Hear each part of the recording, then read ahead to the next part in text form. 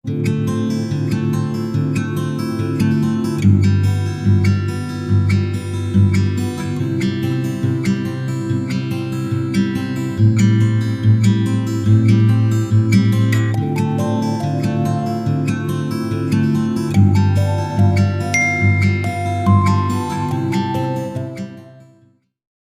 बार फिर से आप सभी का स्वागत है। हम अध्ययन कर रहे हैं यहोशू की पुस्तक का और अब समय है कि हम उसके अंतिम अध्याय यानी कि 24वें अध्याय उसके 26वें वचन से आगे का अध्ययन करें।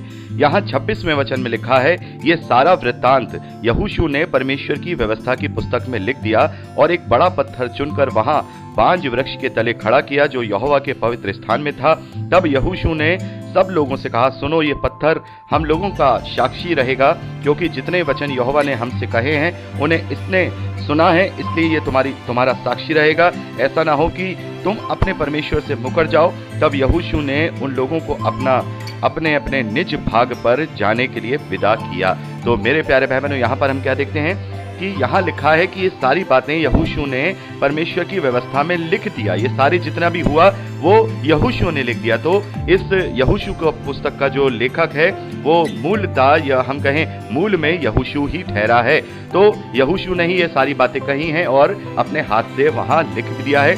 और एक और बात हम यहाँ देखते हैं कि एक बड़ा पत्थर वहां साक्षी के रूप में खड़ा करा गया, वहां पर स्थापित किया गया एक बड़ा पत्थर। और यहोशू कहते हैं कि जो ये बातें हुई हैं उसको इस पत्थर ने सुना है और ये पत्थर तुम्हारे लिए साक्षी ठहरेगा।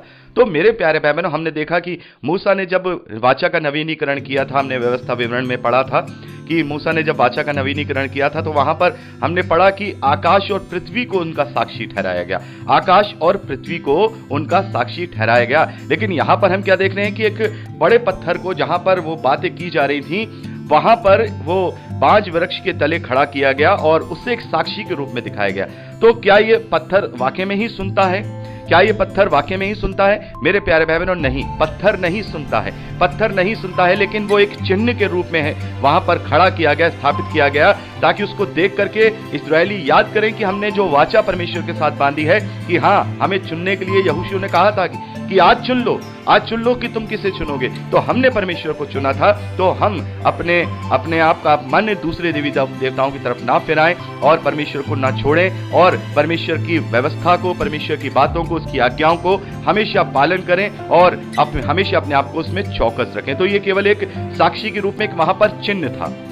ये ऐसा नहीं है कि वो पत्थर साक्षी दे देगा, क्योंकि वहां हम देखते हैं कि कहीं भी कोई भी बात अगर परमेश्वर के जन के द्वारा हो रही है तो वहां पर ऑलरेडी वहां परमेश्वर की जो साक्षी है वो वहां पर रहती है। लेकिन वो केवल एक चिन्ह के रूप में, बहुत सारे लोग इसको गलत तरीके से भी ले जाते हैं कि भाई पत्थर स्थापित कर लिया तो वो पत्थर उनके लिए बहुत पवित्र था। पवित्र नहीं है वो पत्थर, उनके लिए पवित्र नहीं है। कोई उसकी वो पूजा पाठ नहीं कर रहे हैं या उनके लिए बहुत बड़ी पवित्रता वाली बात नहीं हो गई है। वो केवल एक चिन्ह के रूप में एक वहां पर स्थापना की गई कि इसे देख लो, ये इसलिए स्थापित हुआ है कि ये वाचा तुमने परमेश्वर के साथ अपने चुनने के अधिकार के द्वारा बांधी थी कि हमने परमेश्वर को चुना है, हमने परमेश्वर को, हम उसकी सेवा के लिए चुना है। हमने किसके लिए चुना है?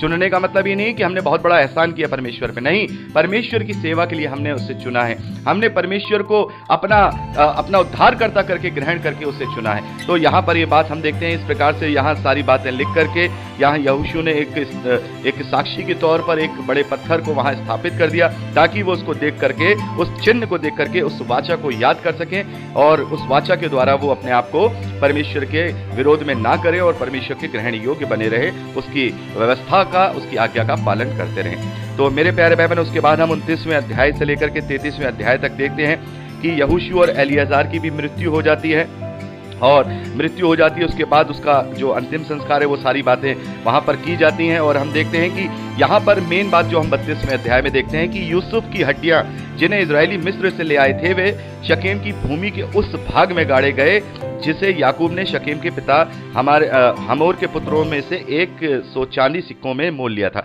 तो हम देखते हैं कि जब यूसुफ मिस्र में मरा था तो उसका मिस्र की, उसके अनुसार हमने पढ़ा था निर्गमन की पुस्तक में, मिस्र की जो वहां परंपरा थी उसके अनुसार उसकी मम्मी वगैरह बनाई गई, जैसे मम्मी वगैरह बनाई जाती हैं।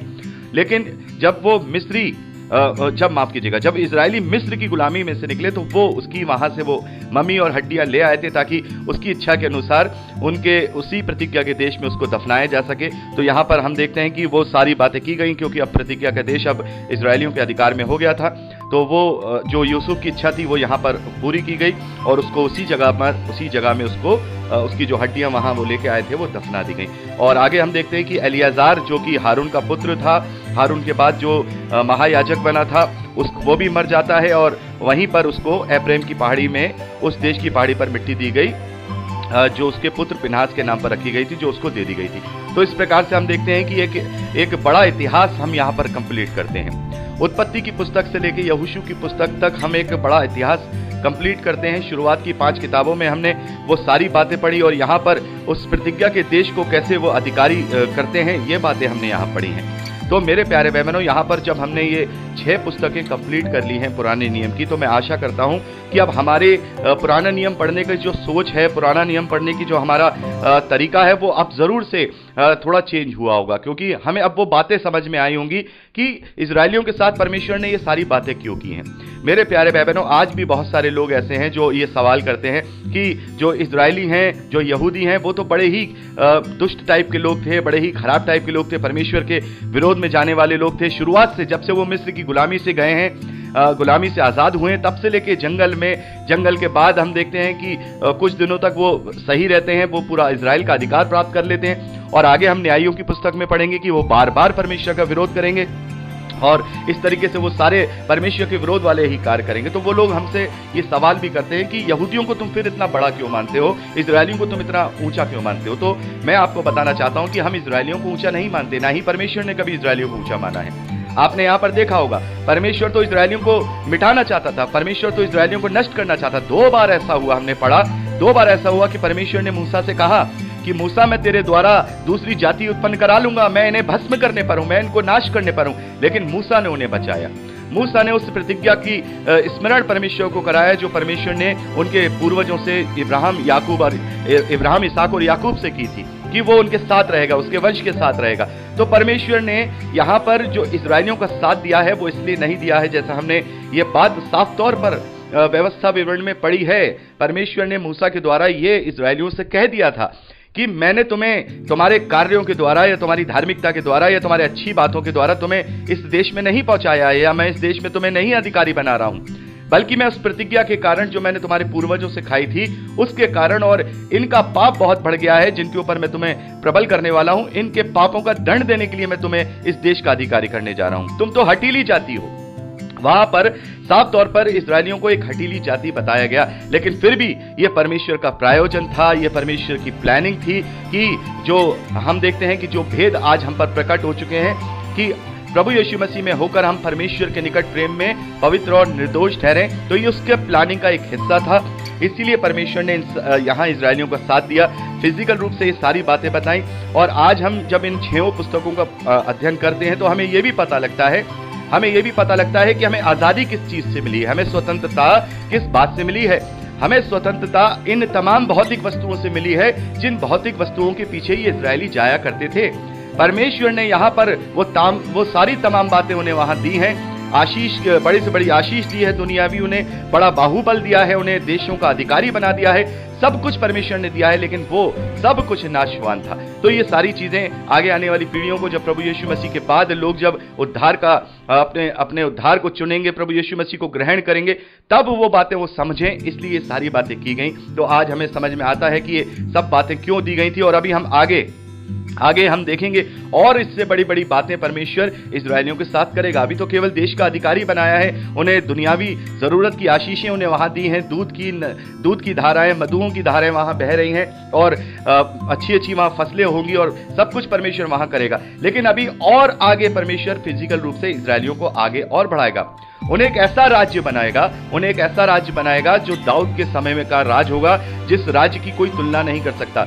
वो ऐसा शूरवीर राज्य था कि उसकी कोई भी टक्कर नहीं ले सकता था और दाऊद हमेशा प्रबल रहा।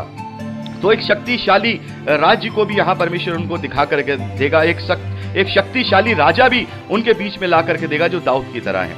और वो सारी बातें इसलिए करेगा ताकि आगे आने वाले समय में पता लग जाए कि कोई मनुष्य हमारा राजा नहीं है, वो हम पर राज्य नहीं कर सकता, वो हमें संभाल के नहीं रख सकता। कोई राज्य इतना बड़ा शक्तिशाली नहीं है जिसके हम भागी होंगे, बल्कि वो प्रभुओं का प्रभु, राजाओं का भी राजा, जो प्रभु यीशु मसीह राज्य लेके आया है, स्वर्ग का राज, हम उसके भागी हैं। क्योंकि ये राज्य तो चला जाएगा और ये राज्य खत्म हो जाएगा। उसके बाद हम सुलेमान के लिए देखेंगे, जो दाऊद का पुत्र है। सुलेमान को इतना पैसा, धन दौलत, बुद्धि, सब कुछ परमेश्वर ने उसे वहां दिया, लेकिन उसके बाद सुलेमान ने क्या लिखा अपनी पुस्तक में?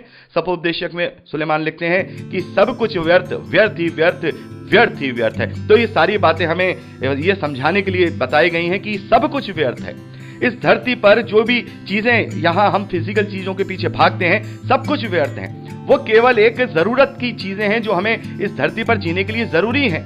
ये हमारे लिए सब कुछ नहीं है। हमारे लिए सब कुछ वो आशा है जो आशा हमें प्रभु यीशु मसीह में मिलती है। तो ये सारी बातें हमें पुराना नियम पढ़ के ही समझ में आती हैं। बहुत सारे लोग हैं पुराने नियम को बहुत अलग अलग तरीके से डिफाइन करते हैं, बहुत सारी ऐसी इसमें भेद की बातों को भी ढूंढने की कोशिश करते हैं। इतिहास की पुस्तकों में भी परमेश्वर की वाणियों को ढूंढने की कोशिश करते हैं और ऐसी बातों को निकाल करके लाते हैं जो लोगों को समझ में नहीं आती है। लेकिन हमने जिस प्रकार से अध्ययन किया है, हमने बिल्कुल वैसे ही अध्ययन किया है। सत्य वचन को ठीक रीति से हमने डिवाइड किया है। जैसे पौलुस कहते हैं कि rightly divided the word of truth. तो हमने ये जो सत्य के वचन हैं, ये जो चाहे इतिहास के रूप में लिखा हो, चाहे वो परमेश्वर की वाणियों के रूप में लिखा हो, चाहे आदेशों के रूप में लिखा गया हो, हमने इन्हें राइटली डिवाइडेड किया है। हमने ये देखा है कहां पर ये बात इस्राएलियों के लिए परमेश्वर ने कही, हमने देखा ये बात कहां आगे आने वाले समय के लोगों के लिए कही गई, हमने देखा ये बात कहां समस्त मानव जाति के लिए की गई। तो हमने इस प्रकार से पूरा अध्ययन किया है और मैं आशा करता हूं कि आप इस अध्ययन से अच्छे से इस 6 पुस्तकों को समझने में आपको आसानी हुई होगी। मैं आशा करता हूं कि आपको इस समझ में आया होगा और ऐसे ही मैं प्रार्थना करता हूं परमेश्वर से आगे भी जब हम पुराने नियम का अध्ययन करें तो हम बिल्कुल अपनी आंखों को, मन को, बुद्धि को खोल करके आगे का नियम अध्ययन करें, क्योंकि आगे बहुत सारी ऐसी बातें आने वाली है जिसमें बहुत सारे सवाल खड़े होंगे, कुछ भाषा को लेकर के, कुछ दूसरी बातों को लेकर के। तो अभी से ही अपने आप को प्रिपेयर करके चलिएगा कि परमेश्वर के सामने कुछ भी ऐसा नहीं है जो छिपाने वाला है।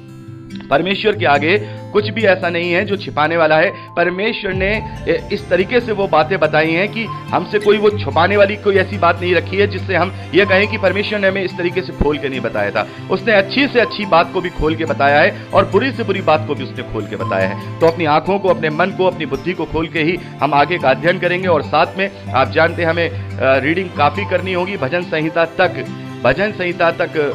संहिता नहीं, अय्यूब तक हमें काफी जो है रीडिंग करनी होगी। अय्यूब से हमारा अध्ययन बहुत ही प्रॉपर शुरू हो जाएगा एक एक वचन के द्वारा, क्योंकि बहुत सारी बातें हमें अय्यूब की पुस्तक से सीखने को मिलती हैं, भजन संहिता से सीखने को मिलती हैं, सपोपदेशक से, नीति वचन से, और उसके बाद तो भविष्यवाणियों की पुस्तकें शुरू हो जाएंगी जो कि अपने आप में ही अद्भुत है। अद्भुत है मेरे प्यारे भाई बहनों। जब हम इन 16 भविष्यवक्ताओं की पुस्तकों का जब अध्ययन करेंगे यशायाह नबी से शुरू करके, तो अद्भुत एक वो सफर होगा, वो अद्भुत बातें होंगी और वो बातें होंगी जिससे हमारा विश्वास और दृढ़ होगा कि कैसे परमेश्वर ने 2000 साल पहले, 2500 साल पहले, 3000 साल पहले वो सारी बातें अपने दास भविष्यवक्ताओं पर रिवील करा दी थी जो आज हम पूरी होती हुई देख रहे हैं। वो अद्भुत एक अध्ययन होगा जो हम भविष्यवक्ताओं की पुस्तकों का जब अध्ययन करेंगे। तो मैं ये चाहता हूं कि ये जो इतिहास की बाकी अभी ये जो 11 पुस्तकें और बाकी हैं, हम न्यायों से लेकर के अभी हम आगे पढ़ेंगे जो इतिहास की पुस्तकें हैं, इनको हम ऐसे ही रीड करते करते और तथ्यों के साथ इनका अध्ययन करें, क्योंकि इतिहास के रूप में ही हम इसका अध्ययन करेंगे। तथ्यों के साथ कौन सा राजा किसने क्या किया, क्या बात की, कहां से कौन सी शिक्षा मिली है। तो मेरे प्यारे भाई बहनों, अपने आप को प्रिपेयर करना है आपको रीडिंग के लिए। मेरे प्यारे भाई बहनों, यदि आपने रोज अगर आधा घंटा, 1 घंटा भी अगर आपने इसे पढ़ा, तो मैं समझता हूं कि आप मेरे से पीछे नहीं रहेंगे, बल्कि मेरे से और आगे चले जाएंगे। और बहुत सारे भाई बहन ऐसे हैं जो मुझे मैसेज करते हैं कि ब्रदर हम आपसे बहुत आगे रीडिंग में चल रहे हैं। तो मैं चाहूंगा कि आप आगे से आगे रीडिंग करते चले जाइए, जैसा भी आपको समय मिले रीडिंग करते जाइए, क्योंकि रीडिंग करने से आपको उस अध्याय का पता चल जाएगा कि हमने ये अध्याय वहां पर ये पढ़ा था, और उसकी जो मूल भावना होगी, उसका जो मूल बात होगी, वो मैं आपके साथ डिस्कस कर दूंगा, जिससे कि हमारा अध्ययन कंप्लीट हो जाएगा। तो अभी ये इन 11 किताबों के लिए अपने आप को इस तरीके से प्रिपेयर करिए कि आपको रीडिंग करते हुए चलना है, क्योंकि ये इतिहास की किताबें हैं। कोई इसमें बहुत कम बातें ऐसी होंगी जो परमेश्वर के वचन या परमेश्वर की वाणियां, जो परमेश्वर की आज्ञाएं होंगी, वो सब बातें, वो घटनाएं होंगी जिनसे हम अपने आप को परमेश्वर के ग्रहण योग्य बनाने के लिए शिक्षाएं ले सकते हैं। तो इन इतिहास की घटनाओं में बहुत सारी ऐसी बातें हैं जिनसे हम सीख सकते हैं, तो इन्हें आपको रीडिंग करते हुए चलना है। तो मेरे प्यारे भाई बहनों, परमेश्वर का बहुत बहुत धन्यवाद है कि हमने यहोशू की पुस्तक का भी अध्ययन कंप्लीट कर लिया है। अब हम न्यायों की पुस्तक का अध्ययन शुरू करेंगे, और जब हम न्यायों का पुस्तक का अध्ययन शुरू करेंगे तो उसके लिए भी आपको शुरुआत जब आपके पास अध्ययन आए न्यायों का, तो शुरुआत से ही आप 5-6 चैप्टर्स उसके पढ़ के रखिएगा, 5-6 चैप्टर्स आपको पढ़ के रखिएगा, और उसके लिए मैं आपको समय भी दूंगा ताकि आप अच्छे से रीडिंग करने पाए। केवल रोज 1 घंटा निकाल लीजिए तो आप मेरे से भी आगे, हमारे अध्ययन से भी आगे रीडिंग करने पाएंगे। और रीडिंग ऐसे नहीं करनी है कि आपने बिल्कुल पढ़ लिया, नहीं, बिल्कुल एक एक वचन को समझ करके करना है। और जहां पर अटके वहां पर आप मुझे सवाल कीजिए, आप मुझसे पूछिए, आपके लिए मैं अवेलेबल हूं। आप मुझे फोन भी कर सकते हैं, टाइमिंग आपको मालूम है। आप कहीं से भी कंफ्यूजन मत रहिए, किसी भी बात के लिए कंफ्यूजन मत रहिए, हर एक चीज आप मुझसे पूछ सकते हैं, मैं आपके लिए इसीलिए बैठा हूं। और मैं चाहता हूं कि जब हम अध्ययन कंप्लीट करें तो एक संपूर्ण और कंप्लीट अध्ययन हम करने पाए। तो मेरे प्यारे भाई बहनों, परमेश्वर धन्यवाद है। अब हम न्यायों की पुस्तक का अध्ययन शुरू करेंगे। तो हम प्रार्थना करते हैं कि परमेश्वर हम ऐसे ही आगे अध्ययन करने पाए, अपने आंखों और बुद्धि को खोल करके। तो आज के लिए इतना ही। प्रभु आप सबको बहुत आयत की आशीष दे, अपने वचन में दृढ़ करे। यीशु के सामर्थ्य नाम में आमीन। Praise the Lord. जय मसीह की।